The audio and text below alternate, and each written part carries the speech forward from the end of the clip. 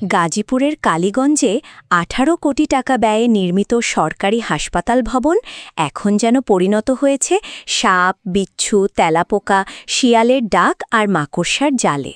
ভবন আছে, আধুনিক সরঞ্জাম আছে চিকিৎসা সেবা চালুর প্রশাসনিক অনুমোদনও, কিন্তু নেই কার্যকর চিকিৎসা সেবা।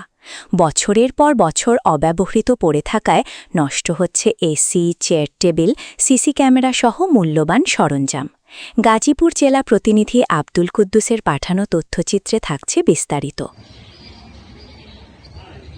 এটি গাজীপুরের কালীগঞ্জ উপজেলার নাগরী ইউনিয়নের তালিয়া গ্রামের সরকারি হাসপাতাল। প্রায় ১৮ কোটি টাকা ব্যয়ে ২০২০ সালের ২৭ ডিসেম্বর নির্মাণ কাজ শেষে ২০২৩ সালের ২৬ অক্টোবর হাসপাতালের সেবা কার্যক্রম চালুর প্রশাসনিক অনুমোদন দেওয়া হয়। একই বছরের ডিসেম্বর মাসে ১৬টি পদের বিপরীতে জনবল নিয়োগের অনুমোদন আসে, কিন্তু বাস্তবে একজন আবাসিক মেডিকেল অফিসার, একজন ফার্মাসিস্ট ও ২ জন নার্সের পদায়ন করা হলেও তারা বর্তমানে কর্মরত রয়েছেন উপজেলা স্বাস্থ্য কমপ্লেক্সে।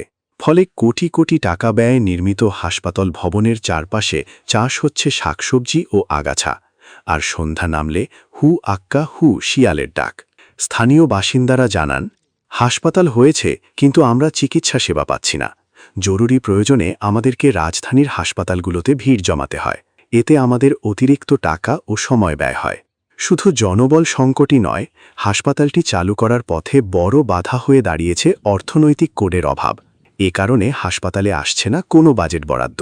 আর বাজেট না থাকায় বছরের পর বছর অবহেলায় পড়ে থাকা হাসপাতাল ভবনের ভেতরে এখন মাকড়সার জাল। নষ্ট হয়ে যাচ্ছে AC, chair table, CC camera সহ বিভিন্ন মূল্যবান সরঞ্জাম। আমরা চাই যে আমাদের এই এলাকায় অনেক গরিব লোক আছে এবং একটা মফস্বল এলাকা। এই এলাকার লোকজনের চিকিৎসার জন্য বিভিন্ন উত্তরা বা বিভিন্ন ঢাকা টাউনে বড় বড় হাসপাতালে দৌড়াতে গেলে তার যাতায়াত খরচ এবং বিভিন্ন ধরনের টাকা পয়সা খরচ হয়।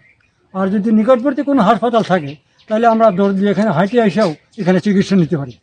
এখান থেকে রোগী নিয়ে যাইতে হয় ঢাকা, যাইতে হয় দূরে দূরে, যাইতে রাস্তা দুর্ঘটনা ঘটতে পারে, মারা যেতে পারে, এমন সমস্যা। আশেপাশের লোকের সমস্যা, দোকানপাট করে রাখছে, ঘর বাড়ি করে রাখছে, চালু হয়ে আসায় হচ্ছে না, মানুষ বসে বসে খাচ্ছে। এরকম বড় একটা প্রজেক্ট এইভাবে অবহেলিত হয়ে পড়ে আছে এবং অত যন্ত্রপাতি এখানে নষ্ট হচ্ছে। আমাদের এই গ্রামের যারা আছে দুস্থ যারা রুগী, তারা এই প্রজেক্ট থাকা সত্ত্বেও তারা চিকিৎসা নিতে পারছে না।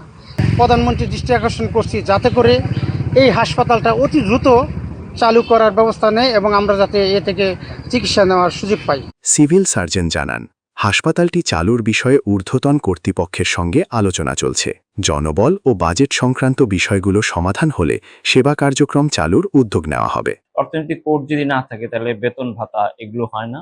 তারপর হচ্ছে পদায়নের ব্যাপার ছিল, এখানে অনেকগুলো পদ শূন্য, 16 জনের মধ্যে একজন 2 জনের মতো আছে, আর বাকি স্টাফ নাই। এবং হচ্ছে বাজেটের মধ্যে ওই যে ওষুধপত্রের যে বাজেটটা, এই বাজেটটাও আমরা এখনো পুরোপুরি কমপ্লিট পাইনি আর কি। তো আমার মনে হয় ইনশাল্লাহ আমরা আর কিছুদিনের মধ্যেই এটা সম্মিলিতভাবে আমরা চেষ্টা করলে চালু করতে পারবো। এলাকাবাসীর প্রাণের দাবি, দ্রুত হাসপাতালটিতে অনুমোদিত জনবল পদায়ন করে চিকিৎসা সেবা চালু করে রক্ষা করতে হবে কোটি কোটি টাকার সরকারি সম্পদ। অব্যবহৃত অবস্থায় নষ্ট হয়ে যাওয়া সরকারি সম্পদের দায়ও নির্ধারণের দাবি জানিয়েছেন তারা। নইলে প্রশ্ন থেকেই যায়, জনগণের চিকিৎসা সেবার জন্য নির্মিত ১৮ কোটি টাকার এই হাসপাতাল কি শেষ পর্যন্ত মাকড়সার জালেই আটকে থাকবে? এমনটাই দাবি সচেতন মহলের।